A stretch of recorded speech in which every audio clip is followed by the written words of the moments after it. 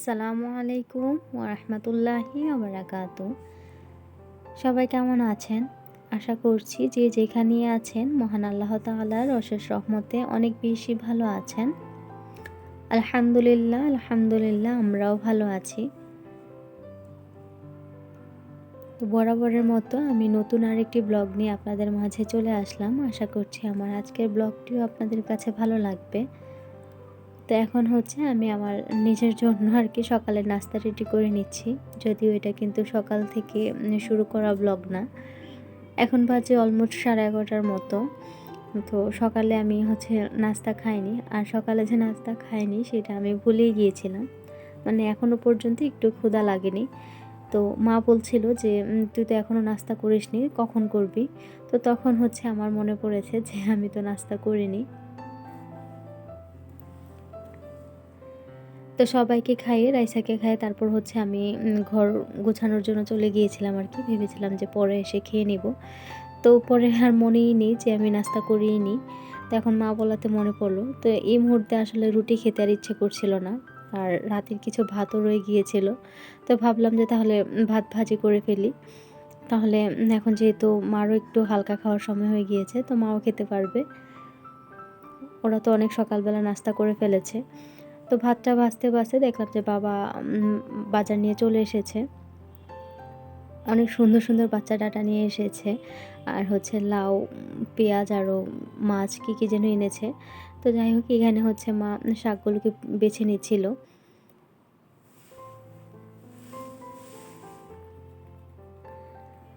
আর এর মধ্যে আমার ভাতটাও কিন্তু ভাজি হয়ে গিয়েছে। তো এখন এটাকে হচ্ছে উঠিয়ে নেব। আমি যে এখন এটাকে তৈরি করছি এখনও কিন্তু আমার তেমন ক্ষুধা লাগেনি, জানি না কেন। শুধু মা বলার কারণেই কিন্তু এটাকে রেডি করে নিলাম। তো এখন হচ্ছে হালকা পাতলা খেয়ে নেব। রাইসাকে বলেছিলাম যে তুমি খেয়ে দেখো যে মজাই লাগবে, কিন্তু তাকে আসলে জোর করেও খাওয়াতে পারিনি। তো আমি আর মা দুজন মিলেই হচ্ছে খেয়েছি। তো খাওয়ার পর যেগুলো হয়েছে এগুলো সাথে ক্লিন করে নিচ্ছি। সকালে নাস্তার পর তো হয়েছিল, তো সেগুলো আগেই ক্লিন করে ফেলেছি। তো এখন এগুলো করে নিচ্ছি, যেহেতু মাছটা আবার ধুতে হবে। তো সিঙ্কটা পরিষ্কার না থাকলে মাছের সাথে মিশে আবার সবগুলো নোংরা হয়ে যাবে। তো ওদিকে মা হচ্ছে সব কেটে কুটে আমাকে রেডি করে দিচ্ছিল, আর আমি এদিকে সব কিছু ক্লিন করে নিচ্ছিলাম। আর এই সময়টাতে হচ্ছে আমার তোবা মনের ঘুমের টাইম। তো সে হচ্ছে এই টাইমে যদি না ঘুমায় তাহলে সারাক্ষণ খুব বিরক্ত করবে। তো আমি এগুলো ধোয়ার পর মনে হলো যে আগে তাহলে বাবুকে ঘুম পাড়িয়ে নিই, তারপরে সে হচ্ছে রান্নাবান্না শুরু করব। তো এখন এগুলোকে হচ্ছে রেখে দিব। আর এর মধ্যে আমি গিয়েছিলাম হচ্ছে বাবুকে ঘুম পাড়ানোর জন্য। এখন একটা মজার জিনিস শেয়ার করি, দেখুন মা হচ্ছে এগুলো সব কিছু কেটে কুটে রেডি করে দিয়েছে। আর বাবা হচ্ছে এগুলো সব ধুয়ে তারপর ক্লিন করে সুন্দর করে এভাবে সাজিয়ে রেখে দিয়েছে। কি একটা অবস্থা বলুন তো! এসে দেখি যে সব কিছু রেডি। তখন কিন্তু খুব ভালো লাগছিল যে এগুলো এক্সট্রা করে আমাকে করতে হবে না। তো এরকমই হচ্ছে, শুধু যে মাই আমাকে হেল্প করে কাজে তা কিন্তু না। বাবাও কিন্তু টুকটাক করে যে ধোয়ার কাজগুলো থাকে আমাকে করে দেয়। তো এসে দেখি এগুলো সুন্দর করে সব কিছু ধুয়ে একদম রেডি করে রেখে দিয়েছে। এখন শুধু আমি আরামে রান্না করে ফেলবো। সব কিছু গুছানো হয়ে গেলে রান্না কিন্তু কোনো ব্যাপারই না, আমার কাছে যা মনে হয়। রান্না তো বসালেই হয়ে যায়।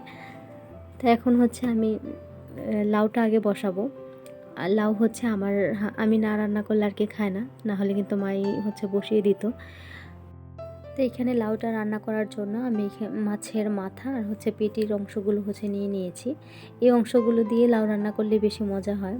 আর লাউ হচ্ছে পাঙ্গাস মাছ দিয়ে রান্না করলে আমার কাছে মনে হয় কি বেশি ভালো লাগে।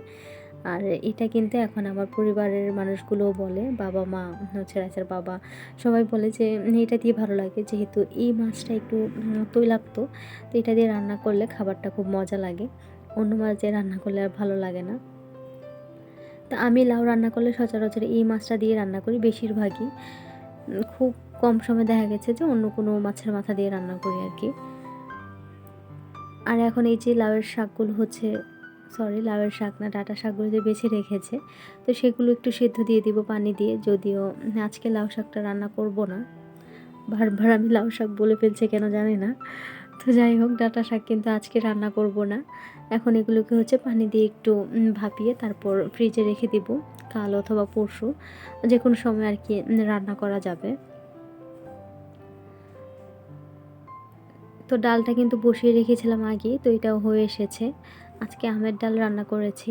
তো এখানে ডালে হচ্ছে এখন বাগার দিয়ে দিব। তো আজকে থেকেই কিন্তু রাইসার স্কুল খোলা ছিল, তো আজকে আসলে যাওয়া হয়নি। তো আমি ভাবছিলাম যে কালকে থেকে যখন স্কুলে যাব তখন তো কাজের আরও 12টা বেজে যাবে, কিভাবে যে কী করে গুছাবো সেটাই ভাবছিলাম। তো এর আগে হচ্ছে আমি সব কিছু রান্না করে সকাল সকালে হচ্ছে গুছিয়ে তারপর রেখে যেতাম। আসলে সকালবেলা করতে গেলে অনেক বেশি কষ্ট হয়ে যায়, একসাথে নাস্তা তারপর রান্না বান্না। রাইসার স্কুল যেহেতু 11টা থেকে, মাঝে মধ্যে মনে হয় যে এটা একদম ভুল টাইম। যদি 12টা থেকে ক্লাস শুরু হতো তাহলে অনেক বেশি ভালো হতো, একটু ফ্রিভাবে সব কিছু গুছিয়ে রেখে যেত আর কি। আবার যেহেতু ছোটো বাবু, ওকেও হচ্ছে রেডি করে খাইয়ে তারপর হচ্ছে রেখে যেতে হয়, না হলে তো আবার ও থাকবে না। তো সব কিছু মিলিয়ে অনেক বেশি কষ্ট হয়ে যায়। তো মা অবশ্য আমাকে বলে যে তোর রান্না করতে হবে না, তুই সকালে নাস্তা খাওয়ার পর রাইসা তোবাকে সামলে তারপর স্কুলে চলে যায়। কিন্তু সেটা তো আসলে সব সময় হয় না। যখন দেখা গেছে বেশি তাড়াহুড়ো থাকবে তখন তো চলে যেতেই হবে, কিন্তু সবসময় যদি আমি রেখে চলে যাই সেটা তো হয় না। যেমন আজকে থেকে স্কুল খোলা, কিন্তু আমি স্কুলে যাওয়ার আসলে সাহস পাইনি। আজকে হচ্ছে বাজার এসেছে, তার মধ্যে যেহেতু প্রথম দিন অনেকেই আসবে না, সেই হিসেব করে আসলে আর যাওয়া হয়নি। তো একা একা মা এতগুলো কাজ করতে গেলে কষ্টই হয়ে যেত। তো সব মিলিয়ে আর কি আজকে স্কুল অফ গিয়েছে, কালকে থেকে খোলা। আমি রান্না করছিলাম আর ভাবছিলাম যে কালকে কিভাবে করব। এত সময় নিয়ে কাজ করেও না কাজ শেষ করতে পারি না। আর এর মাঝখানে যখন স্কুলের টাইমটা, আমার মেয়েকে নিয়ে গিয়ে আবার বসে থাকতে হয়, যেহেতু ও একদম নতুন। কিছুদিন আগেই কিন্তু ওকে স্কুলে দিয়েছি, একদম জানুয়ারির শুরু থেকে যেহেতু দিইনি। তো এখনও হচ্ছে নতুনই বলা চলে, যার কারণে ওকে নিয়ে বসে থাকি। আর এখন আশেপাশে যা আমি শুনছি, আমার মেয়েকে তো আমরা একা রেখে আসবো এটা ভাবতেই ভয় লাগে। আল্লাহ মাফ করুক। তো সব কিছু আর কি রান্না করতে করতে আমার যে কত কিছু মাথায় আসছিল আর মনে পড়ছিল। তো এখানে মাছটা কিন্তু আমি যে ডাঁটা দিয়ে রান্না করব, ডাঁটা আলু দিয়ে, তো মাছটাকে ভেজে উঠিয়ে নিয়েছি। আর এখন হচ্ছে ডাঁটাটাকে কষিয়ে নেব। এই যে বাচ্চা ডাঁটাটা, এটাই কিন্তু তরকারিতে খেতে খুব বেশি ভালো লাগে। এটা আরেকটু ছোট আছে, সেটা শুধু যখন শাক রান্না করা যায়, লাল শাকের মতো একদম ছোট ছোট। তো শুধু শাক খাওয়া গেলে সেটা খেতে অনেক ভালো লাগে। আর তরকারি রান্না করলে এটার একটু বড়টা আনলেই বেশি ভালো হয়। এর থেকে বড় যেটা, সেটা আমার কাছে ভালো লাগে না, মনে হয় যেন কেমন লাগে। সেটার শাকটাও খাওয়া যায় না আর ডাঁটাটাও ভালো লাগে না। তো এই সাইজের ডাঁটাগুলো আমাদের ঘরে সবসময় আনা হয়, তরকারি খাই বা শাক খাই। এই পাতাটা দিয়েও শাক খেতে খুব ভালো লাগে। তো এদিকে আমার লাউ হচ্ছে অর্ধেক হয়ে গিয়েছে, তো আমি অনেকগুলো কাঁচামরিচ দিয়ে দিলাম। সেই সাথে এখনও অনেকগুলো ধনেপাতা কুচি দিয়ে তারপর হচ্ছে শাকটাকে নামিয়ে নেব। লাউয়ে অনেক ধনেপাতা কুচি দিতে হয়, না হলে এটার ঘ্রাণ বা টেস্ট কোনোটা ভালো আসে না। তো আমি অনেকগুলো ধনেপাতা কুচি দিয়ে তারপর এটাকে হচ্ছে নেড়ে চেড়ে মিশিয়ে এখন চুলাটা অফ করে দিব। তো এখন কিন্তু আমার অলমোস্ট সব রান্নাই শেষ, শুধু ভাতটাই বাকি আছে। আর হচ্ছে ডাঁটাটা লাস্ট পর্যায়ে আর কি। তো ভাত বসানোর আগে আমি রান্নাঘরটাকে খুব ভালো করে ক্লিন করে ফেলেছি, যেহেতু এখন আর তৈলাক্ত জিনিস রান্না নেই। তো রান্নাঘর তার নোংরা হওয়ার কোনো ভয় নেই। তো এই জন্য আর কি সব কিছু ক্লিন করে তারপর ভাতটাকে বসিয়ে দিলাম।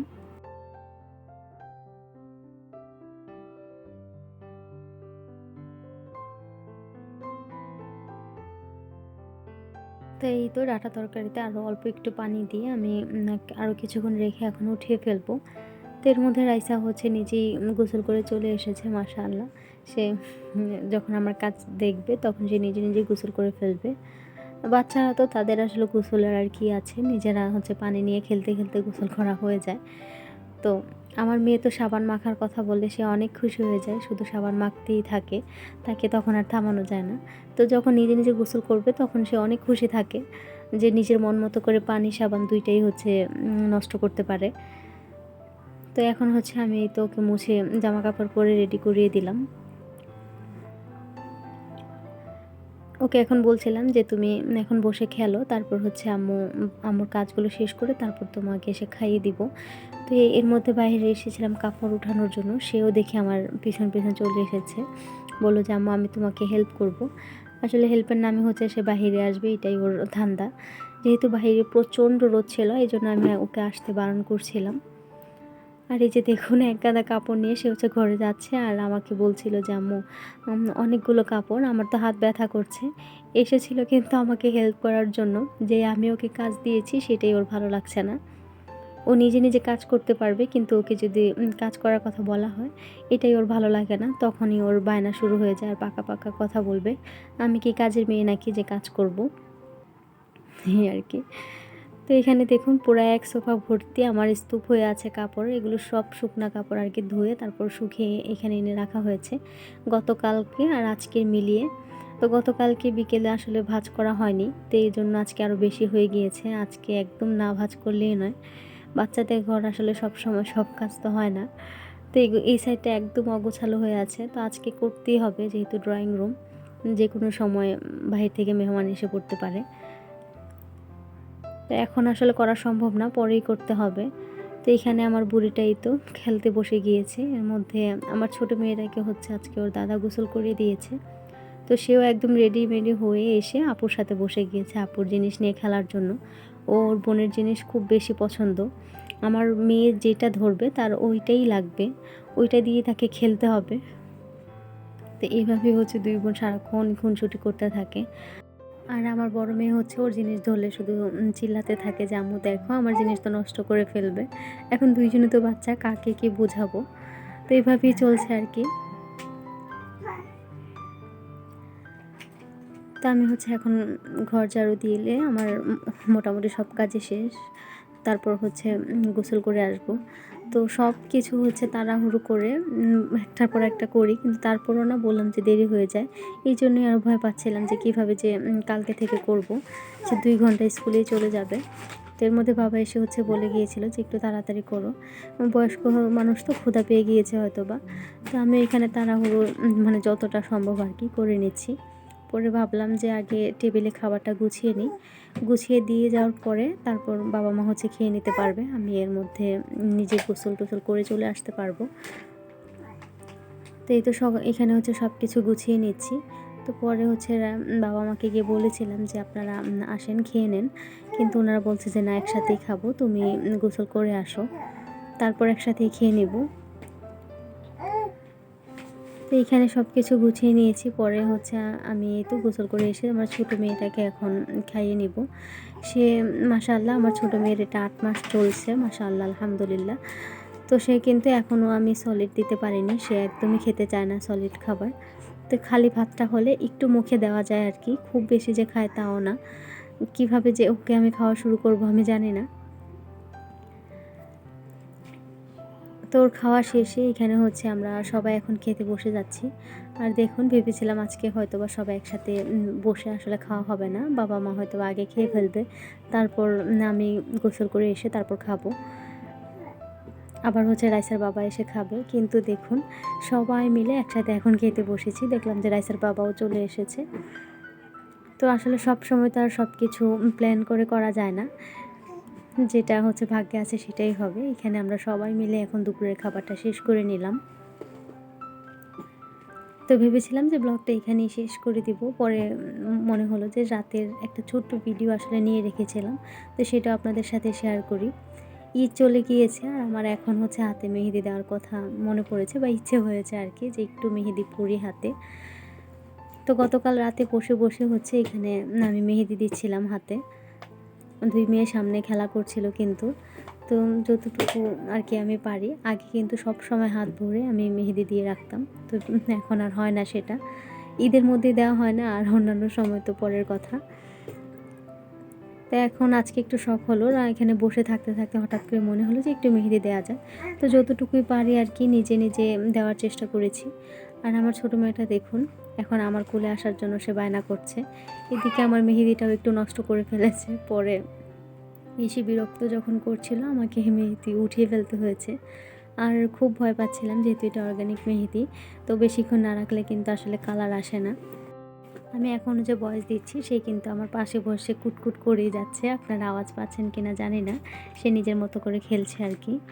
তো উঠানোর পরে কিন্তু একদমই দেখাই যায়নি। তো মনটা খুব খারাপ হয়ে গিয়েছিল যে এত কষ্ট করে দিয়েছি কিন্তু কালার আসেনি। কিন্তু না, মাশাআল্লাহ সকালে দেখলাম যে এটা এই কালারটা এসেছে। এটা কিন্তু সকালের কালার। তারপর আরেকটু ডার্ক হয়েছে। তো এটাই হচ্ছে অর্গানিক মেহেদির আসলে ম্যাজিক বলা চলে। এইজন্যই আমার এত ভালো লাগে অর্গানিক মেহেদি।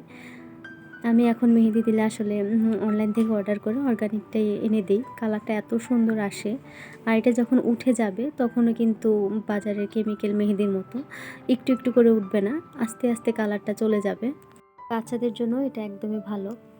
তো যাই হোক, আমার আজকের ব্লগটি এখানে শেষ করে দিচ্ছি। দেখা হবে আমার পরবর্তী কোনো নতুন ব্লগে। ততক্ষণ পর্যন্ত সবাই অনেক বেশি ভালো থাকবেন। আল্লাহ হাফিজ। আসসালামু আলাইকুম।